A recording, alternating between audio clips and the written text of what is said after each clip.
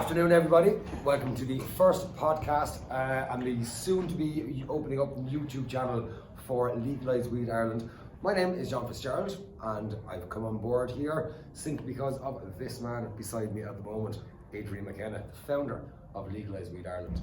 What we're here to do today is have a chat to try and get legalised weed in Ireland. And what I'm going to do now is hand you over to our founder, Adrian McKenna. Adrian, how are you? Not too bad, John. Welcome to the team. Thank you very much. Great to have you. Shake hands on that one. Yeah. Thank you very much. Yeah, I suppose we have a lot ahead of us, don't we? We really do. It's a start, but look, production values aren't exactly high at the moment. Far from it, but we're out of the Okay. car anyway, and that's the main thing. We've got letters behind us, we're all right. Right, so I suppose we get this started, we'll do a bit of an introduction about LWI and what it's all about there. And I tell you, I saw a video one day of yourself on Facebook, got me interested, and I said, I couldn't let this man do it alone. So, bit by bit, we've got to this point anyway. So tell us, I mean, the main thing is, why are we doing this? Why are we doing this? Reason being because my life had a certain change there at the start of the year, so it did, and I was at home, I had the kids, I was a builder, worked for myself, self-employed there, and I decided to give that up because I couldn't do that with the kids. It was just too hard. I tried it the year before and it was impossible. So I decided I was going to just spend time with the kids and make sure that they had what they deserved growing up. So me being me, I was sitting at home there and I was getting bored and I was getting scratchy and I needed something to do. So I decided I'd do a bit of research online there of what I could do from home. So I came up with a few different things, so I did, but I eventually came to e-commerce. E-commerce is where I landed there, and I decided I'd set up a business there in e-commerce. Didn't know what I was going to get into yet. So the more I got into it there, I was asking myself, right, if I'm getting into this, I need to set up a brand. That's the way it works on e-commerce, you need a brand. So I also researched more, and they said if you're setting up something for yourself, do something you love. Now, I pondered on that, so I did. I really did, John. I was there, about 2 or 3 weeks there, I was, what do I love, like, you know? Realistically, all I love is work and my family. My kids come first, and that's number one, but I wasn't going to do something about raising the kids or anything like that, because let's be honest, I'm a father and I couldn't get into all that sort of stuff, and I don't think I'd be the right fella for it, and I didn't want to go down that route. But anyway, what I decided to do then is weed. That's what I love. It is, it's me third hobby, I suppose. It's helped me a lot in my life, and it's got me to where I am now, to be honest. Certainly a problem in Ireland with the whole legalisation of it. It's not legal. So how are you going to do it from there? That's where I got into that. I said, right, so I'll start selling products related to weed there. Grinders and boxes and skins and growing systems, hydroponic systems, pumps, all that sort of stuff. And I was just pondering then at home, I was saying, like, how do we do this? It's not legal. Like, you know, all the products I can sell, that's no problem at all. But to go online and start building a brand around this in a country where it's illegal, it was kind of, well, what do I do here? Like, you know, so I was kind of pondering on that there for a week or two, and I was, what I do. So I decided to set up a page there one day, and I went with it, and I put it out there, and it got a great response.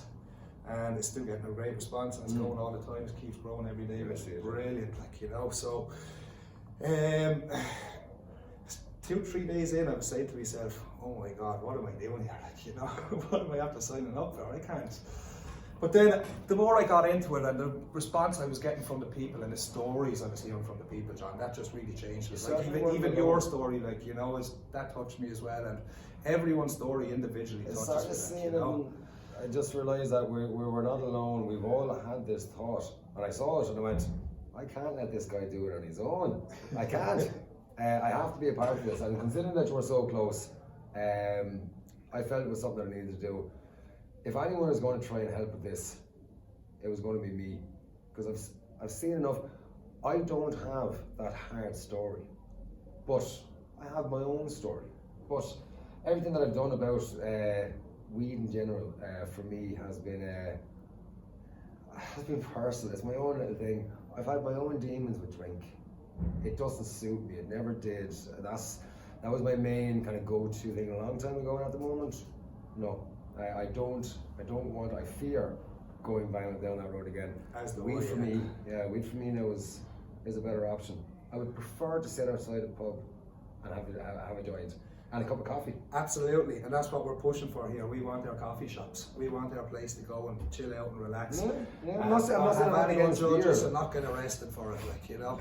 Because to be honest, if I was going out drinking, there's probably 9 times out of 10 I could end up arrested. So that's pretty much why I don't drink, like, yeah. That's it. Not that I'm saying I will be getting arrested anytime soon, or will I be going drinking. I still have a drink, John. I still have 2 or 3 drinks. I can enjoy it at that. Yeah. Because look, we all know how mad it is out there, like, and the drug scene is actually getting worse and worse and worse. And I just beyond the joke. That has a big part of why I'm doing this, to be honest. The drug scene, it's ripped apart my life from get-go.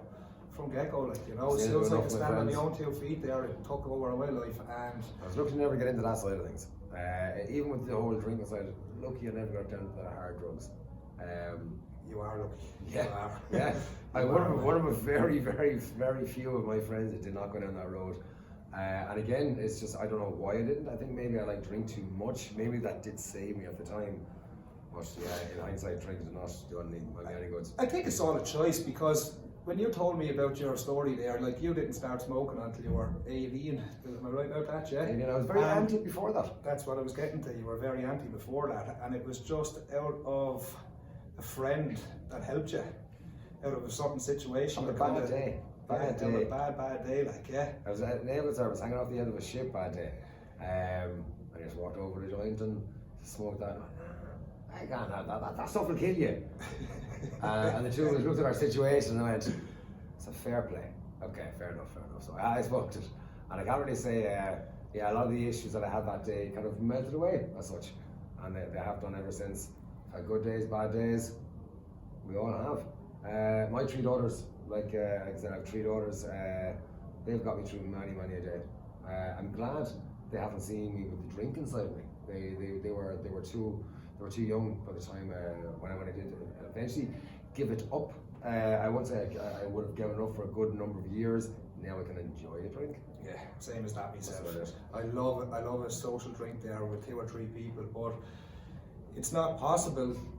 Not because of all the people that I know. When I go to the pub, they're all involved in drugs, and look, it's a case of I walk into the pub and it's a pint of Coke is actually shoved up in my nose just like that. I didn't even do it and it was getting shoved in my nose. So for that reason, I just stopped. I stopped going to that. I've been there since March, and nor, to be honest, will I go back, to be honest. But right. I tell you, this is what we're trying to get at. So why LWI? Why legalise weed Ireland? Is that going to make a situation worse or what? Because I mean, we need to start the discussion on. Look, there's only 2 of us here. No one else seems to want to chime in at the moment. So we decided to start this, and this is why we're here. We want more people to chime in.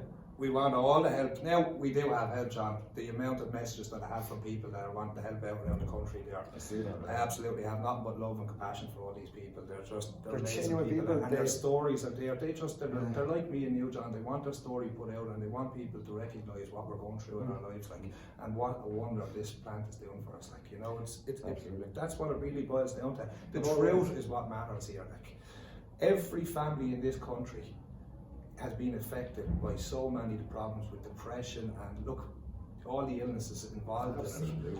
And cancer, I suppose, look, we don't really need Alzheimer's, amnesia, all of them. The list goes on, John. The list goes on, and it's just rheumatism. All these and all very documented stories, local as well. I mean, there's many people in Waterford alone that would have stories. Oh, absolutely. I only met a friend of mine there today. I wouldn't say friend, it was someone that I've done business with over the years. But yeah, I'd say friend because that's me. I'd become friendly with everyone anyway. But I met him and his wife there today in town, and I was telling them about what I was doing, and they were very excited about what I was doing.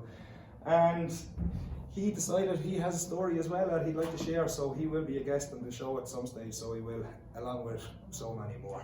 We hope to get many more coming in. We want the stories out there. We want the stories. The stories is what matters. Do I think politics matters in this? Not really, to be honest. I don't, John. Not one bit. It's a plant. It's a plant. It's a choice. We can go downstairs now and drink ourselves into a stupor. Crawl home and do whatever you want, and none of mine will be battered. Not one eye. No, it'd be grand. Except for the fucking problems that you cause as well, like, you know, because let's be honest, problems do come with drink. They I have, wake no, up, no, every it's not. time I go drinking, I wake up with the fear inside me, and I can't go for about 3 days afterwards. 3, 4, 5, Yeah. 5 days. The kids better be staying away from me now because I can't be doing with the kids now. And that's another thing. It's not fair on the kids. When you're hungover and you're screaming at kids, that's not fair. Look, we That's all not have our nights out and our staff parties.